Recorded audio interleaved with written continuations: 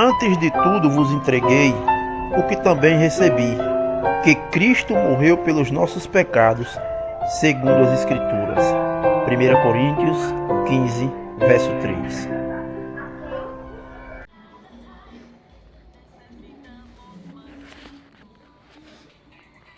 Atos 9, 32, né? Não é 9? Versículo 32. Atos 9, 32 em diante. Passando Pedro por toda parte, desceu também aos santos que habitavam em Lida. Encontrou ali certo homem chamado Enéas, que havia 8 anos jazia de cama, pois era paralítico. Disse-lhe Pedro: Enéas, Jesus Cristo te cura. Levanta-te e arruma o teu leito. Ele imediatamente se levantou. Viram-no todos os habitantes de Lida e Sarona, os quais se converteram ao Senhor. Havia em Jope uma discípula por nome Tabita, nome este que traduzido quer dizer Dorcas. Era ela notável pelas boas obras e esmolas que fazia. Ora, aconteceu naqueles dias que ela adoeceu e veio a morrer. E depois de a levarem, puseram-na no cenáculo. Como Lida era perto de Jope, ouvindo os discípulos que Pedro estava ali, enviaram-lhe 2 homens que lhe disseram: não demores em vir ter conosco. Pedro atendeu e foi com eles. Tendo chegado, conduziram-no para o cenáculo, e todas as viúvas o cercaram chorando e mostrando-lhe túnicas e vestidos que Dorca fizera enquanto estava com elas. Vamos meditar.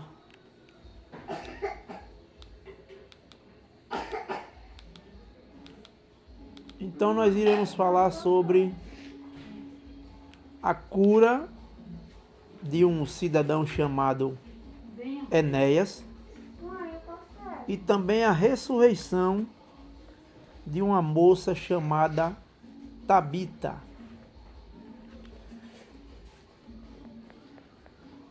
Essa cura e essa ressurreição se deu por intermédio do Espírito Santo, que operava milagres por meio do apóstolo Pedro. Verso 32. Passando Pedro por toda parte, desceu também aos santos que habitavam em Lídia. Então, o apóstolo Pedro, como todos os apóstolos, eles andavam de cidade em cidade, pregando o evangelho de nosso Senhor Jesus Cristo. E na medida em que eles passaram por essa cidade chamada Lida, ele encontrou ali um homem chamado Enéas, que havia, verso 33, havia 8 anos jazia de cama, pois era paralítico. Então este homem tinha 8 anos que estava acamado. Já imaginou? Eu quebrei minha perna, não passei nem 1 ano, já ficava agoniado. Eu não passava nem uma semana dentro de casa, já ficava agoniado para cima e para baixo, de muleta, caminhando que nem um louco, porque não é nada fácil uma pessoa não conseguir andar. Mesmo que a pessoa nasça deficiente, aleijada, a pessoa percebe que aqueles que andam têm mais facilidade, têm mais prazer, né? Têm mais habilidade, podem exercer muitas atividades, profissão, ou até um passeio mesmo, né? Caminhando certamente é melhor. Mas muitos, infelizmente, não têm mais esse prazer, ou muitos até já nasceram sem esse prazer. Deficiente, aleijado, como este homem chamado Enéas, que havia 8 anos numa cama. Então, ele era paralítico. Verso 34. Disse-lhe Pedro, Enéas, Jesus Cristo te cura. Levanta-te e arruma o teu leito. Ele imediatamente se levantou. É impressionante o que se pode ser feito em nome de Jesus Cristo. Então Jesus Cristo, ele não é apenas o Salvador, mas é o nome que está acima de todo nome. Veja que o apóstolo Pedro apenas determinou, os apóstolos tinham essa autoridade, e ele determinou que Enéas fosse curado. Enéas não pediu para ser curado. Enéas nem ao menos imaginava que ele pudesse ser curado. Certamente a perspectiva dele ali é que ele seria aleijado até a morte. Ele seria aleijado até a morte. Não havia mais uma esperança de ele voltar a caminhar. Mas pela graça de Deus, o apóstolo Pedro ia passando naquele momento na cidade de Lida e determinou que ele fosse curado em nome de Jesus Cristo. E mandou com que ele levantasse, arrumasse o teu leito, ou seja, a sua cama, né, que era tipo uma esteira que eles andavam, né, para se locomover, ou deitar e até dormir, né? Quantas vezes pessoas da nossa própria família, eu cansei de ver mesmo a minha família, a família dos meus avós, minha mãe está aí como testemunha, dormindo um pouco, mas como testemunha de que meus tios, muitos deles dormiram em esteira. Hoje você vai dar uma esteira a uma pessoa, ela não quer. Mas a esteira é uma espécie de tapete feito de... Eu achava que era carro de academia. Não. Feito de um cipó, uma planta que as pessoas usam para, por exemplo, não quer sentar no chão, deitar no chão. A pessoa forra uma esteira e faz daquilo um tapete para não sentar no chão sujo. Então, esta era a cama era o leito de Enéas. Por isso que Pedro disse, toma o teu leito e anda. Arruma o teu leito, né? Levanta-te e arruma o teu leito. E ele imediatamente se levantou. Maravilhoso isso. E o que é que acontece no verso 35? Viram-no todos os habitantes de Lida e Sarona, os quais se converteram ao Senhor. O homem foi curado, o Enéas era aleijado, foi curado, e não somente ele recebeu esta bênção de ser curado, mas também as pessoas daquela cidade vieram a se converterem por haverem visto esse milagre. É o que o verso 35 está dizendo. Viram-no todos os habitantes de Lida e Sarona, os quais se converteram ao Senhor. Havia, verso 36, agora vai falar de uma menina que era discípula do Senhor Jesus. Havia em Jope, Jope é uma cidade, uma discípula por nome Tabita, nome este que traduzido quer dizer Dorcas. Era ela notável pelas boas obras e esmolas que fazia. Então era uma discípula que não cansava de ajudar os necessitados. Ela fazia boas obras, ajudava as pessoas, como também dava esmolas, supria as necessidades daqueles que tinham carência. Infelizmente, hoje, a maioria da cristandade tem deixado de fazer isso. Muitos até dizem, eu não vou dar esmola porque eu não sei o que é que essa pessoa vai fazer com essa esmola. Ora, não nos interessa o que ela vai fazer. Se a pessoa está pedindo e nós podemos dar, então nós damos. Nós estamos fazendo o quê? Ajudando. Mas se a pessoa quiser se atrapalhar com isso, é entre ela e Deus. Eu não use da minha falta de vontade de ajudar como pretexto para não ajudar, dizendo que eu não sei o que aquela pessoa vai fazer com a esmola.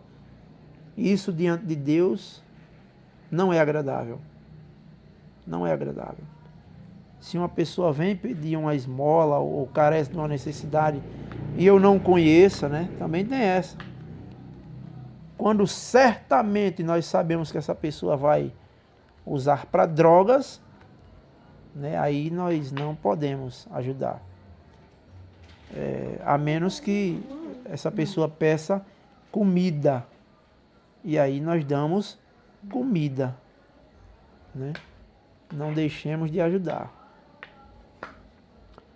Verso 37.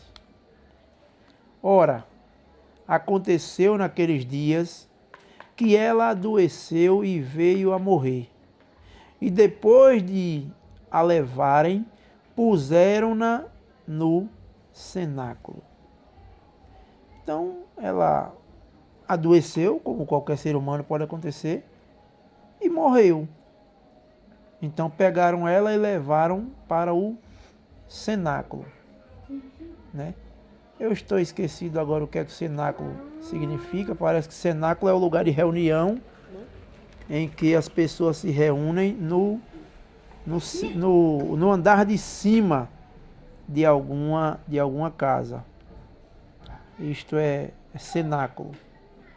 Quer dizer andar de cima. Se eu não me engano é isso. Depois eu verei. Como Lida era perto de Jope, ou seja, uma cidade perto da outra, ouvindo os discípulos que Pedro estava ali, enviaram-lhe 2 homens que lhe pedissem: não demores em vir ter conosco. Pedro atendeu e foi ter com eles. Tendo chegado, conduziram-no para o cenáculo, e todas as viúvas o cercaram chorando e mostrando-lhe túnicas e vestidos que Dorca, que é a mesma menina, né? Tabita, Dorcas é o nome dela em outro idioma. Então as viúvas vieram chorando e mostravam os vestidos que Dorca fizera enquanto estava com elas, ou seja, enquanto estava vivas. Eu não sei qual é o sentido dessas pessoas irem até os discípulos para mostrar as túnicas e vestidos que a menina fazia. Afinal de contas, a menina estava morta e o que, na verdade, a carência maior ali era que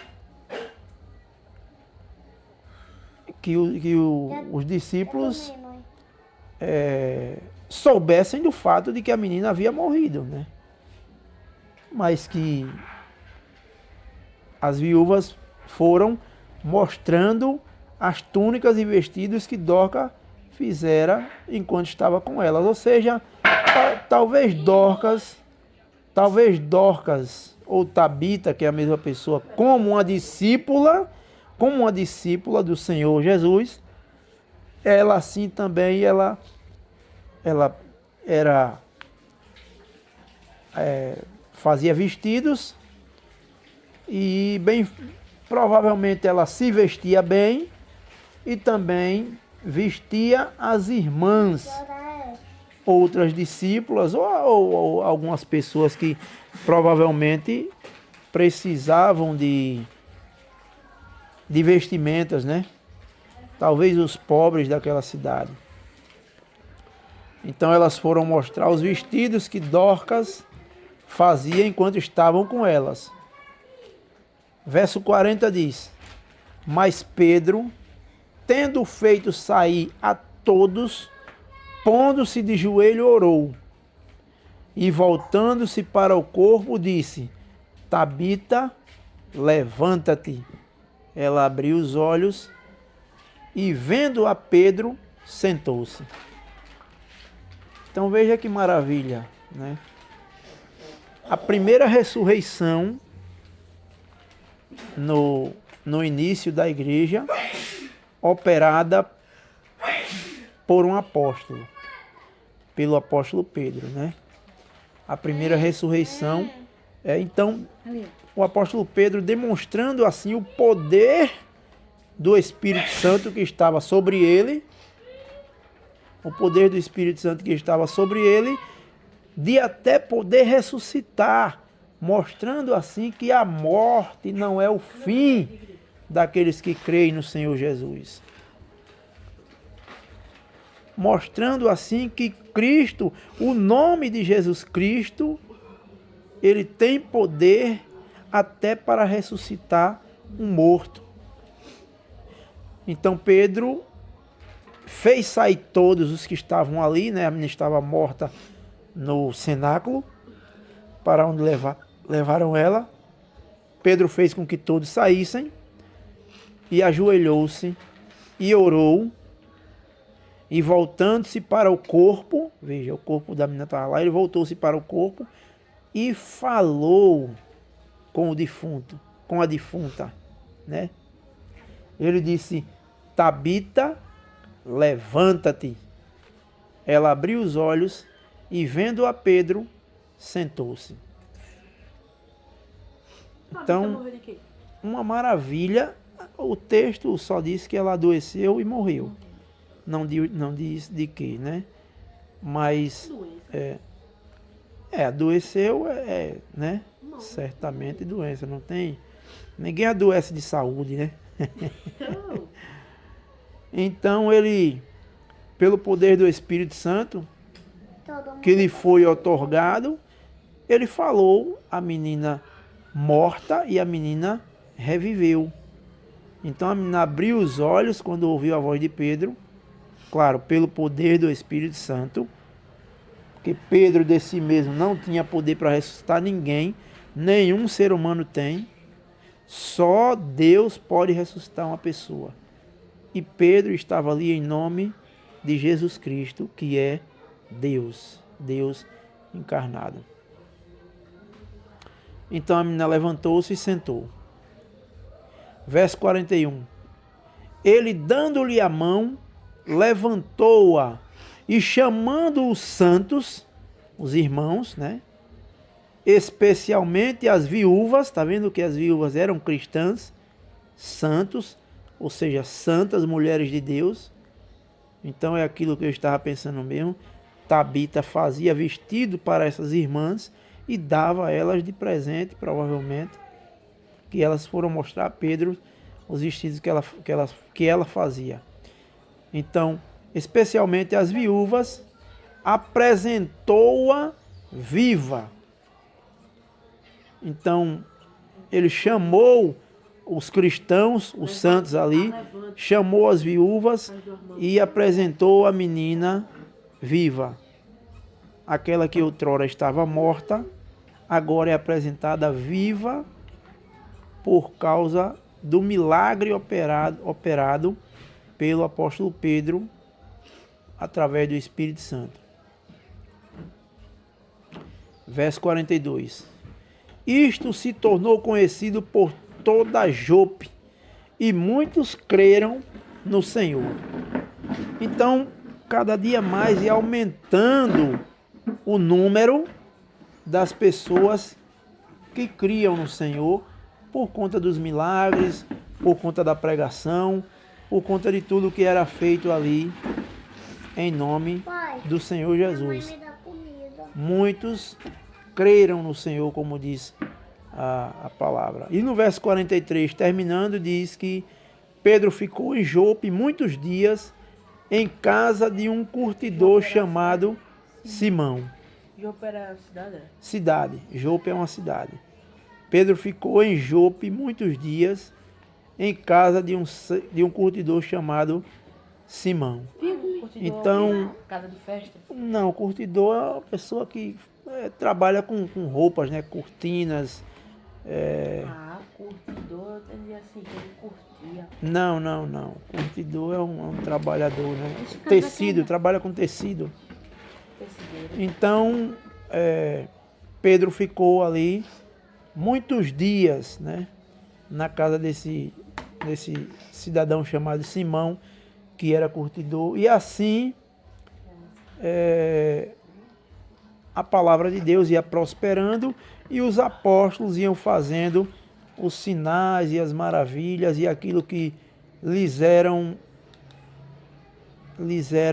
permitido fazer por meio do Espírito Santo. Que Deus nos abençoe com esta pequena porção lida e meditada da palavra dele, e nós voltaremos a meditar depois no capítulo 10, onde vai falar do centurião chamado Cornélio. Centurião é como se fosse um guarda que fica ali amando do seu senhor. O Senhor manda com que ele faça a segurança de algum determinado lugar e ele fica ali como um segurança ou um guarda, guardando a cadeia, guardando a casa, guardando alguma coisa ali que o seu senhor mandasse. Ou ia prender alguém, mandava-se o centurião prender. Então vamos ficar por aqui. É como se fosse uma espécie de policial, né? Vamos ficar por aqui e na próxima nós retornaremos no capítulo 10. Vamos orar.